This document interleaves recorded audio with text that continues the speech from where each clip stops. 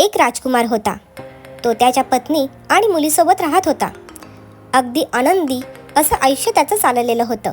पण हळूहळू जसे दिवस जाऊ लागले तसा तो आजारी राहू लागला. त्यांनी एका साधूला विचारलं तर त्याने सांगितले की त्याच्या पोटात एक जादुई साप आहे, त्यामुळे हा सतत आजारी राहतो. साधू महाराजांनी त्यांना त्यावर उपायही सांगितला. त्यांना सांगितले की तुम्ही राजकुमारी आणि राजकन्या सोबत मंदिरात राहायला जावे, तिकडेच तुम्हाला यावरचा उपायही सापडेल.